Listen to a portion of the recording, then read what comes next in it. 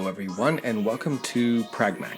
I wanted to talk about a series of tablets from Amazon, and you probably have already heard of them, called the Fire tablets. They tend to be more budget devices focused around content consumption, primarily being Amazon content through their Kindle app, the Amazon Prime video service, of course access to shopping on the Amazon platform. We'll all have smart assistant integration with Alexa, and we are going to have a look at the specifications, what each model has to offer for their price tier. Please note that in the USA, all of these come with the option for ad support, meaning that the tablets will deliver advertisements from time to time, and if you select this option when purchasing, it will lower the initial price. For this video, I'll just be sticking to the lowest prices listed, which include ad support, just to keep things simple. Remember that if you wanted to have an ad-free experience, it'll cost you around $15 to $20 to remove that, depending on the model. Okay, let's start with the smallest and most budget-friendly of the tablets, the Fire 7. It has a 7-inch IPS display with a 1024 by 600 resolution with 171 pixels per inch. It comes with either 16 gigabytes or 32 gigabytes of onboard storage, but it does support up to 512 gigabytes of expandable storage through a micro SD card, and it is powered by a 1.3